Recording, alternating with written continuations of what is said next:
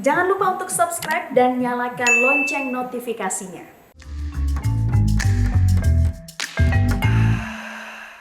Terus meningkatnya kasus COVID-19 varian Omikron di tanah air membuat pemerintah kembali menerapkan pengetatan mobilitas masyarakat dan beberapa wilayah seperti Jabodetabek kembali menerapkan PPKM level 3. Nah, terkait hal tersebut, Kementerian Agama juga mengeluarkan kebijakan pengetatan kegiatan peribadatan di rumah ibadah guna mencegah penularan varian Omikron.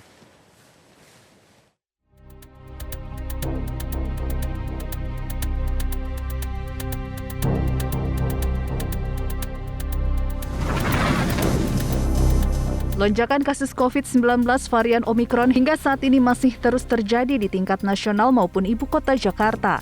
Sebagai langkah pencegahan, Kementerian Agama menerbitkan kebijakan terkait pelaksanaan kegiatan peribadatan keagamaan di rumah ibadah. Menteri Agama Yakut Khalil Qoumas meminta tempat ibadah kembali memperketat protokol kesehatan di tengah lonjakan kasus COVID-19. Ketentuan tersebut berlaku bagi wilayah di Pulau Jawa dan Bali serta luar Jawa dan Bali.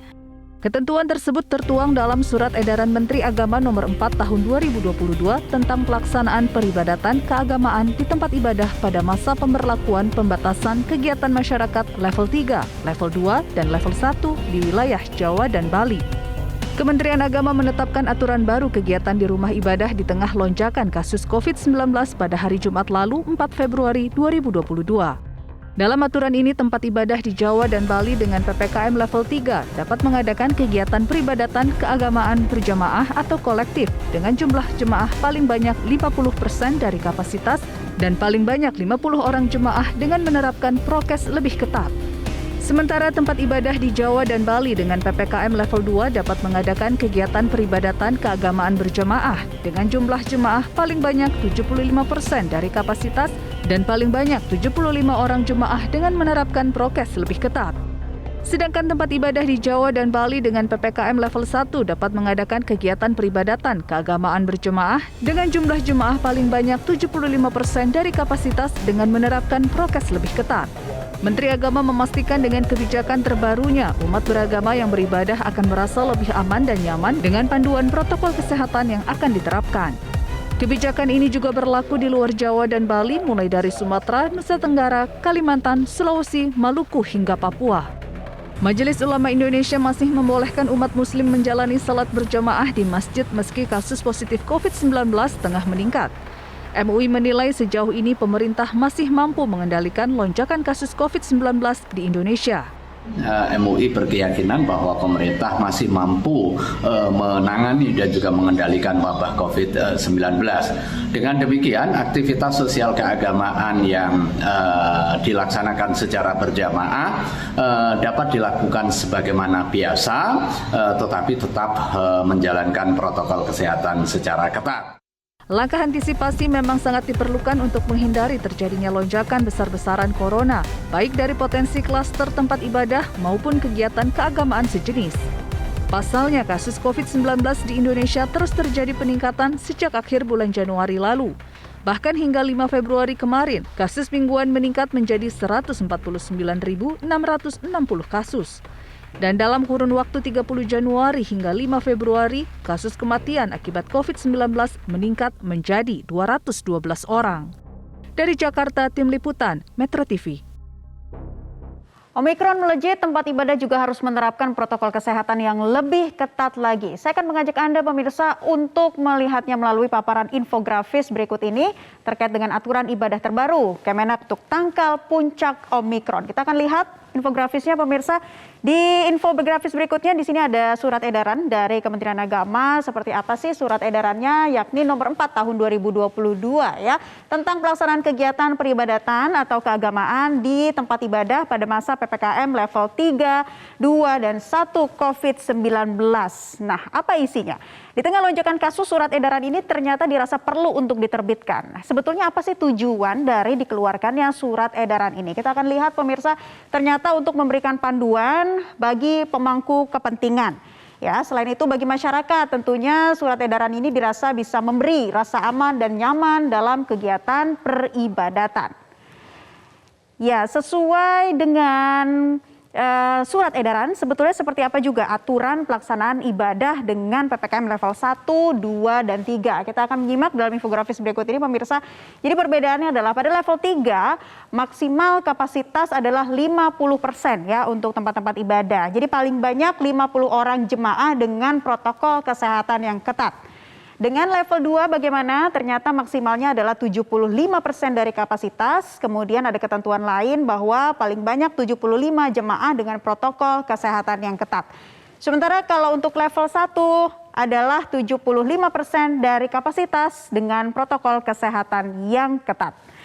Ketentuan dalam edaran ini juga mencakup 4 hal, yakni tempat ibadah, kemudian pengurus dan pengelola tempat ibadah, jemaah, serta skema sosialisasi dan monitoring. Nah, kita akan lihat dulu ketentuan yang harus dilakukan pengurus tempat ibadah dan jemaah seperti apa. Ini terkait ketentuan pengurus dan pengelola tempat ibadah ya. Anda bisa saksikan di sini yang pertama harus menginformasikan dan mengawasi pelaksanaan protokol kesehatan. Jadi tidak hanya menginformasikan saja tapi juga harus betul-betul mengawasi di lapangan seperti apa.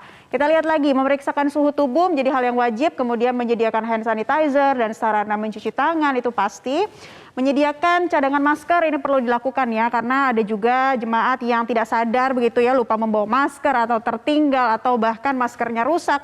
Jadi di sini pihak pengurus harus menyediakan cadangan masker. Kemudian juga mengatur jarak antar jemaah. Nah, ini penting ya. Jaraknya adalah minimal 1 meter, jadi harus diinformasikan dan diawasi dari pelaksanaan protokol kesehatannya. Kita lihat lagi ketentuan pengurus atau pengelola tempat ibadah seperti apa yang harus diterapkan berdasarkan dengan surat edaran ini. Tidak mengedarkan kotak amal atau di sini juga bisa berbentuk kotak kolekte seperti itu atau bisa juga disebut dana punia. Karena kotak amal atau sejenisnya ini bisa disinyalir sebagai potensi penularan dari COVID-19 apalagi varian Omikron ini. Memastikan juga tidak ada kerumunan. Kemudian disinfeksi ruangan juga harus dilakukan secara rutin atau secara berkala. Dan melaksanakan kegiatan paling lama 1 jam. Jadi catat ya, pelaksanaan kegiatan peribadatan paling lama hanya 1 jam saja. Kita lihat lagi pemirsa, bagaimana ketentuan dari jemaah di tempat ibadah yang harus dipatuhi ini apa saja. Pertama menggunakan masker, jelas ya. Dan juga menjaga jarak yang tadi sudah disebutkan adalah jaraknya 1 meter. Kemudian juga dalam kondisi sehat, jadi kalau merasa sakit, flu, demam, sakit tenggorokan dan sebagainya, lebih baik tidak melakukan ibadah di tempat peribadatan, lebih baik di rumah saja dulu. Kemudian membawa perlengkapan masing-masing ya, jadi sudah tidak ada lagi menggunakan perlengkapan di tempat peribadatan. Kita lihat lagi di infografis berikutnya, ada lagi ketentuan di tempat ibadah yang harus diikuti oleh para jemaah. Di antaranya adalah menghindari kontak fisik seperti bersentuhan atau bersalaman, sebaiknya dihindari terlebih dahulu ya. Kemudian tidak berasal dari perjalanan luar daerah. Dan untuk usia 60 tahun ke atas atau lansia serta ibu hamil atau yang masuk dalam kelompok rentan ini, ibu hamil menyusui, ini sebaiknya beribadah di rumah saja terlebih dahulu. Nah pemirsa, kita akan menyimak kembali apa sih yang disampaikan oleh Menteri Agama terkait penetapan surat edaran tempat peribadatan ini. Yakut Khalil Qomas selaku Menteri Agama menyatakan, kami kembali terbitkan surat edaran dalam rangka mencegah dan memutus mata rantai penyebaran COVID-19 yang saat ini mengalami peningkatan. Dengan munculnya varian Omikron, edaran juga untuk memberikan rasa aman dan nyaman kepada masyarakat dalam melaksanakan kegiatan peribadatan dengan menerapkan protokol kesehatan 5M pada masa PPKM. Nah, kita akan melihat lagi pemirsa, atau kami akan mengingatkan kembali kepada Anda bagaimana sih potensi penularan dari klaster tempat ibadah yang terjadi pada awal pandemi di tahun 2020 lalu, lebih tepatnya pada periode Mei sampai November 2020. Yang terjadi di gereja dengan jumlah klaster 4, total kasusnya ada 41 kasus. Kemudian juga dengan tempat ibadah masjid ini ada jumlah klaster 6 dengan total kasus 126. Kita lihat lagi untuk klaster rumah ibadah dan kegiatan keagamaan ada juga untuk tahlilan atau takziah ini ya. Dengan jumlah klaster 7, total kasusnya 69. Kita lihat lagi di infografis berikutnya ada 8 klaster asrama dan pesantren di DKI Jakarta di mana untuk asrama pendeta ini total kasusnya mencapai 155 dari 4 klaster. Dan untuk pesantren ini yang terbanyak ya, dari jumlah klaster 4 ada total kasusnya 359. Langkah antisipasi memang sangat diperlukan untuk menghindari terjadinya lonjakan besar-besaran COVID-19, baik dari potensi klaster tempat ibadah maupun kegiatan keagamaan sejenis. Ini juga menjadi perhatian kita bersama untuk mengikuti aturan yang sudah ditetapkan. Pemirsa, tetaplah bersama kami, Sisi Metropolitan masih akan kembali untuk Anda. Usai jeda, kita akan menyimak bagaimana sih kesiapan Dewan Masjid Indonesia menghadapi ancaman lonjakan kasus varian Omikron, khususnya di tempat ibadah. Informasinya sesaat lagi.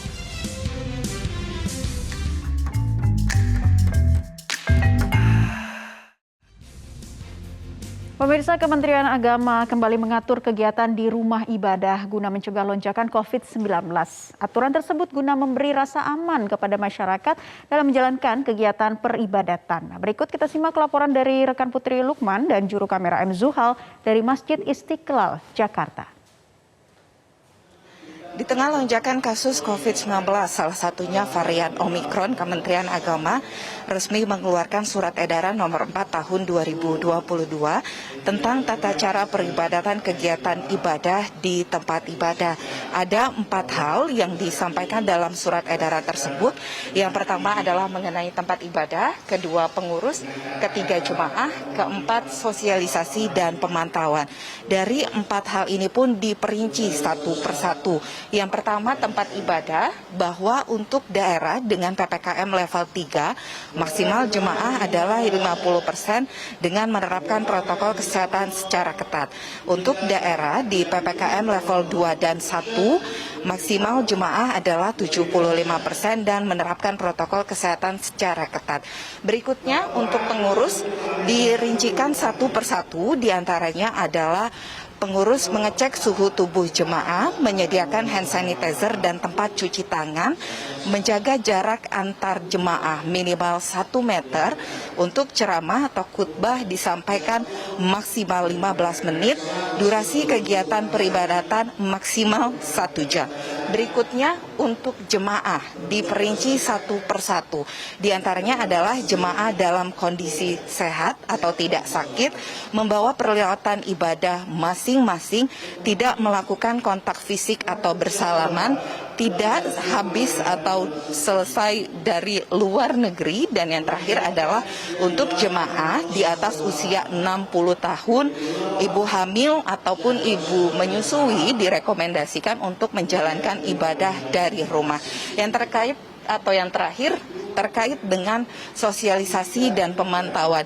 Ini menjadi kewenangan pihak berwenang yang sudah ditentukan oleh pihak Kementerian Agama. Untuk di Masjid Istiqlal dalam pelaksanaan perketatan atau menjaga agar tidak terjadinya penyebaran virus COVID-19, pihak dari Masjid Istiqlal sudah menerapkan protokol kesehatan secara ketat jauh sebelum adanya surat edaran yang dikeluarkan oleh Kementerian Agama. Di antaranya adalah pembatasan jemaah, yakni menjadi hanya 5% untuk di setiap kali ibadah di setiap harinya. Selain itu, sampai pekan ini, untuk pelaksanaan sholat Jumat masih akan dilakukan dengan penerapan protokol kesehatan secara ketat, termasuk juga pembatasan jemaah yang datang ataupun melaksanakan sholat di Masjid Istiqlal. Berikut kita dengarkan pernyataan dari Imam Besar Masjid Istiqlal, Nasaruddin Umar. Sampai ada petunjuk lain dari pemerintah kan sekarang ini masih seperti apa adanya sekarang ya. Kita sudah sangat menghemat, sudah sangat ketat ya. Hanya kalau di tempat lain 50%, kita hanya 5%. Oke, berarti tetap akan berjalan Ya, ya? tutup pintu utama pun juga kita tutup, kita kunci. Hanya pintu bagian barat, pintu bagian utara dan selatan. Yang pintu-pintu utamanya dikunci. Jika kasus COVID-19 di tanah air terus mengalami peningkatan, pihak dari Majelis Ulama Indonesia juga sudah angkat bicara dan menanggapi hal tersebut dengan menyatakan bahwa fatwa MUI nomor 14 tahun 2020 masih relevan untuk diterapkan, yakni terkait dengan paduan pelaksanaan sholat Jumat yang bisa diganti dengan sholat zuhur. Hal ini merupakan sebagai upaya untuk mencegah penyebaran COVID-19 tidak hanya di DKI Jakarta, namun di seluruh tempat ibadah di tanah air, mengingat kasus COVID-19 di tanah air terus mengalami peningkatan. Tercatat pada hari kemarin 6 Januari 2022 ada tambahan 36.000 kasus, yang artinya ini menjadi warning bagi seluruh masyarakat Indonesia untuk kembali memperketat protokol kesehatan. Dari Jakarta, Putri Lukman, M. Zuhal, Metro TV. Bagaimana pengurus masjid dan jemaah umat Islam menghadapi kembali meningkatnya kasus COVID-19 di tanah air, terutama kesiapan ibadah yang akan diperketat lagi? Kita akan membahasnya bersama dengan Sekjen Dewan Masjid Indonesia, Imam Adaru Kutni. Assalamualaikum, selamat sore Pak Imam. Waalaikumsalam warahmatullahi wabarakatuh. Selamat sore Indonesia. Ya, Pak Imam, seperti apa kesiapan masjid di bawah naungan Dewan Masjid Indonesia menyikapi surat edaran dari Kementerian Agama terbaru? Baik, pertama bahwa datangnya COVID ini tentu saja menjadi perhatian kita juga, jadi naiknya penyebaran ini dan kita terus waspada. Selama 2 tahun terakhir ini, saya kira masjid-masjid seluruh Indonesia pada dasarnya sudah sangat siap ya, dan semua jamaah pada umumnya juga bermasker, meskipun ada penurunan beberapa saat kemarin ini membuat masjid juga cukup longgar, tetapi berita yang terus diikuti oleh baik DKM Dewan Kemakmuran Masjid maupun takmir-takmir masjid seluruh Indonesia dalam perkembangan atau informasi Omikron ini, saya kira juga pada saat ini mereka juga sedang membicarakan, kemudian merapatkan barisan dan juga mengambil langkah-langkah agar ketertiban di dalam masjid menyangkut pelaksanaan protokol kesehatan dengan baik ini akan terlaksana dengan baik. Jadi 2 tahun terakhir ini masjid di Indonesia cukup berhasil dalam turut mencegah pengembangan COVID dengan membuktikan bahwa masjid tidak pernah menjadi klaster penyebaran COVID. Jadi Dewan Masjid Indonesia juga telah mengeluarkan beberapa edaran di waktu-waktu yang lalu, dan saat ini kita menunggu saja pemerintah memang juga bertanggung jawab untuk melakukan pencegahan ini untuk keamanan rakyat semua dan juga bangsa ini, dan saya kira Dewan Masjid ikut mendukunglah langkah-langkah ini. Dan antusiasme jamaah saya kira juga tetap kita pantau juga. Baik. Dalam Pak Imam, bagaimana dengan kesiapan DMI menghimbau seluruh pengurus masjid di sejumlah wilayah? Karena kita tahu baru saja tadi pemerintah menetapkan PPKM level 3 untuk wilayah Jabodetabek dan juga wilayah-wilayah lainnya terkait dengan pengetatan PPKM ini. Seperti apa kemudian DMI harus selalu memantau bukan hanya jemaah tapi juga pengurus dari masjidnya ini, Pak Imam? Ya, seperti saya katakan tadi, saya kira bahwa para pengurus masjid, DKM dan takmir telah terbiasa dengan 2 tahun terakhir ini, dan ini mereka juga punya HP, punya sumber-sumber informasi yang juga faktual, terupdate begitu, dan mereka juga akan tentu saja melakukan pengamanan juga mengikuti anjuran ini. Hanya saja mungkin beberapa catatan ya, itu mengenai penundaan pengedaran kotak tromol amal ini, mungkin ini juga merupakan kebutuhan baik bagi masjid dan juga para penginfak. Ini saya kira masih bisa dijalankan kalau hemat saya kan. Tapi protokol kesehatan itu yang harus tetap diterapkan dengan ketat. Saya kira ini jamaah juga sudah terbiasa. Saat ini kita kemanapun pergi di masjid selalu ada orang bermasker di situ. Dan masjid juga tidak ingin mengambil risiko, ya. Tapi dari pelajaran sebelumnya, apakah Pak Imam bisa memastikan bahwa seluruh masjid ini bisa menaati aturan yang baru sesuai dengan surat edaran? Ya, saya kira sejauh ini telah baik di dalam pelaksanaannya di masjid, karena memang masjid yang memang diduga paling rentan terhadap penyebaran COVID karena masjid itu tempat jamaah, apalagi di tiap Jumat, tiap Minggu dan sebagainya. 2 tahun ini berapa kali Jumat, juga ada Hari Raya Idul Fitri. Tapi masjid telah membuktikan sebagai tempat paling steril, Pak, setidaknya. Ya, ini saya kira memang juga ada kaitannya dengan kepatuhan, ketaatan dan juga pengetahuan yang cukup baik dari jamaah masjid terhadap informasi-informasi dan juga penularan COVID ini. Bahkan sekarang ini juga Dewan Masjid Indonesia ikut mendukung beberapa lama ini terhadap vaksinasi yang dipercepat dengan berbasis masjid, karena masjid juga digunakan sebagai tempat pusat vaksinasi, khususnya di masjid yang punya selasar ya. Ya, Pak Imam, kita harapkan tentunya klaster di tempat ibadah ini tidak terjadi, namun apa yang harus lebih didisiplinkan lagi dari bahaya varian Omikron di lingkungan masjid, Pak Imam? Ya, tentu saja kita akan ikuti, dan saya kira kita menyebut baiklah pemerintah ini. Dan saya kira mudah-mudahan sumbernya memang kebijakan tentang COVID dari pemerintah itu jangan terlalu banyak, satu saja. Jadi itu saya kira lebih baik. Baik, Sekjen Dewan Masjid Indonesia Bapak Imam Adaru Qutni, terima kasih Pak Imam sudah berkesempatan wawancara dalam Sisi Metropolitan kali ini. Salam sehat selalu Pak Imam.